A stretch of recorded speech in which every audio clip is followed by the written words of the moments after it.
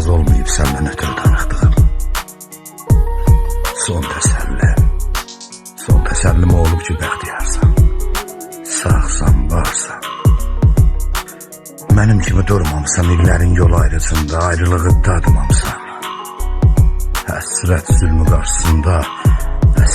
qarşısında qəzəbini udmamsan. Sadece Media. Qəmli dayanma çalış, əksinə susma danış. Sil gözüm yaşını, dəyməz ona.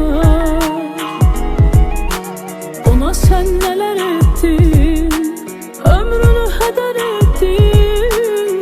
Ağrıtma başını, dəyməz ona. O ki səni incidir, o ürəyi parçala böl geçsin. Canını da sıkma, ona göre ağlama, gül geçsin. Özünə zulm eyləməyindir, faydası yok. Onu həyatında məcbur saxlama, sil geçsin. O ki səni incidir, o ürəyi parçala böl geçsin. Canını da sıkma, ona göre ağlama, gül geçsin. Özünə zulm eyləməyindir, faydası yok. Onu həyatında məcbur saxlama, sil geçsin. Dərdi qəm səndən uzaq olub, hamı mənə qonaq olub. Az olmayıb səndən ötürü darıxdığım. Mən hər gecə səssizliyin zülmət dolu nəğməsini dinlədikcə sənə bir vaxt demədiyim kəlmələri xəyalını söyləmişəm. Cavabını gözləmişəm. Sadece Media. Qədrini biləni sev, dərdini böləni sev.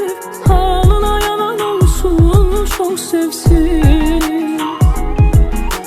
Hər kəsə uzaq olsun, tək sənə dayaq olsun. Eşqini qalan olsun, çox sevsin.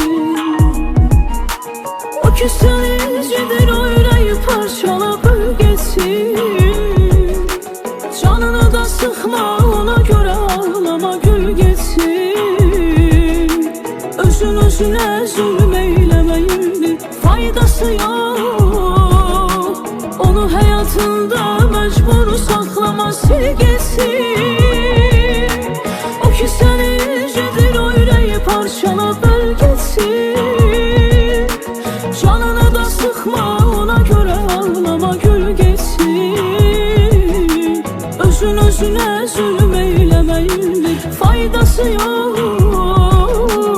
Onu həyatında məcbur saxlama, sil geçsin.